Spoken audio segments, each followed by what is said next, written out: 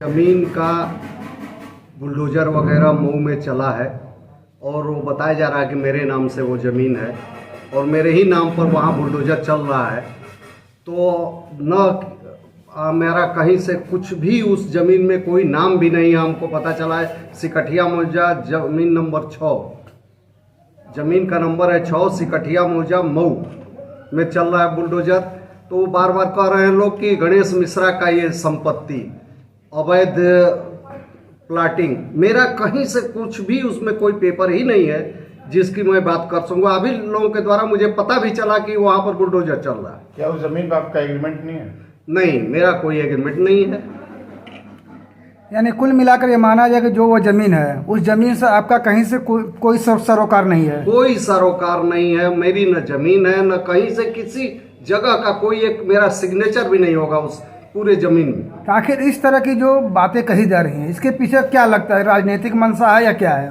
राजनीतिक मंशा है। सीधा सीधा ये है कि कहीं से भी एलआईयू का रिपोर्ट है कि मैं कहीं से चुनाव लड़ूंगा। अखिलेश जी, माननीय अखिलेश जी का आश्वासन है और उन्होंने कहा है लोगों से, तो वहाँ यहाँ प्रचार हो गया है कि मैं कहीं से चुनाव लड़ने वाला हूँ।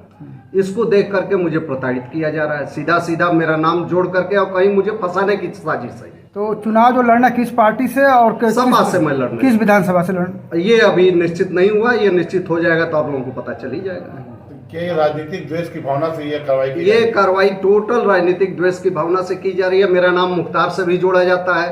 आप लोग तमाम जगह मीडिया वाले ही हमको तमाम बातें कहते हैं मुख्तार से। मुख्तार से क्या मेरी रिश्तेदारी है? जैसे 50,000 लोग हैं उनके समर्थक वैसे मैं भी हूँ। इससे पहले आपका मकान भी गिराया गया था, वो भी मुख्तार को लेकर के गए। वो भी जितने भी मजबूत ब्राह्मण हैं पूरे प्रदेश में उन पर कार्रवाई हो रही है, उसी के तहत मेरे ऊपर भी कार्रवाई हो रही है। आपको तमाम क्या नोटिस भी मिले हुए हैं? नोटिस भी हमारे कई मकानों को मिले हैं, कई जमीनों को मिले हैं। हमारी कम से कम 100 करोड़ की जमीनों पर नोटिस मिला होगा जो मेरे नाम से होगी, लेकिन ये जो कार्रवाई हो रही है मेरे नाम से है ही नहीं। तो क्या माना जाए कि जो ब्राह्मण को लेकर पिछले दिनों प्रताड़ित किया जा रहा था इस सरकार में, फिर से ब्राह्मणवाद को लेकर मतलब वही चल रहा है? अब ब्राह्मणवाद चल रहा है या क्या चल रहा है? योगी जी के ये जो आप देख रहे हैं तमाम जिलों पर बैठे हुए शूटर कह सकते हैं या उनको माफिया, उनके सरकारी माफिया कह सकते हैं, वो उनके हिसाब से अपने नंबर बढ़ाने के लिए कार्रवाई करते हैं। और जो भी है साधारण आदमी को भी आजकल एक ट्रेंड चल गया है कि साधारण लोगों को भी मुख्तार अंसारी से तुरंत जोड़ दिया जाता है और उसका ग्राफ ऊपर बढ़ाने या घटाने का काम प्रशासन करती है। मऊ में जो प्लाट तोड़ा जा रहा है, बुलडोजर चल रहा है, वो किसका है? वो किसका है इसको इसका भी मुझे पता नहीं है कि वो प्लाट किसका है। मैंने मीडिया से ही जाना, मुझे पता भी नहीं था कि ये 6 नंबर सिकठिया में 6 नंबर पर बुलडोजर चल रहा है। ये भी मुझे मीडिया से ही पता चला। IS 191 गैंग का आपको सदस्य बता के, जो सदस्य तो मुझे नहीं बताया जाता है, सहयोगी बताया जाता है। जो सहयोगी बता के आप सदस्य वो नहीं बता सकते इसलिए कि उनके पास कोई भी प्रूफ नहीं है। जो आप पे कार्रवाई चल रही है, तो क्या इसके अगेंस्ट आप कोर्ट में जाएंगे? कोर्ट में अब इस पर तो अब जाना ही पड़ेगा। अब तो मेरी मजबूरी है, मुझे मेरे धंधे को डिस्टर्ब किया जा रहा है बदनाम करके।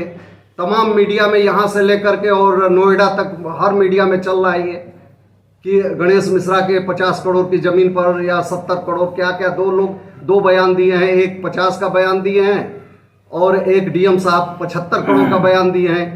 तो हमको तो नहीं समझ में आ रहा है। मेरा कहीं से भी कोई नाम अगर हो तो फिर प्रशासन उसको दिखा दे। प्रशासन से पूछा गया, पत्रकारों ने पूछा भी साथ में, शायद रात में, तो उन्होंने जवाब दिया, गोलमोल जवाब दिया। वो कह नहीं पाए, ये कहे कि आगे भी उनकी जमीनों पर कार्रवाई होगी।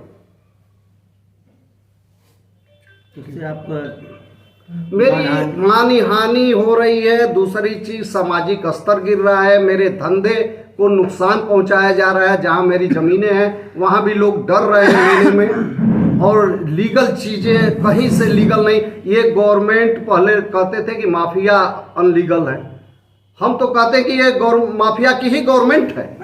क्या ये कहा जाए कि आपके नाम पे बेकसूर लोगों की जमीन को हड़प रही सरकार? बेकसूर लोगों की जमीन हड़पने की तो बातें छोड़िए, मेरा नाम कहीं हो तब ना हड़पे हम। तो इस सरकार में अभी आपने कहा कि माफिया की सरकार, तो आपकी माफिया किसको मानते हैं? क्या योगी जी को मानते हैं? 50 केस था, अपने से केस हटा लिया हो, उससे बड़ा माफिया कौन होगा? कौन है वो? अब योगी जी है, सीधा सीधा। हम योगी जी नहीं कहते, हम राजपूत आदित्यनाथ उनको कहते हैं।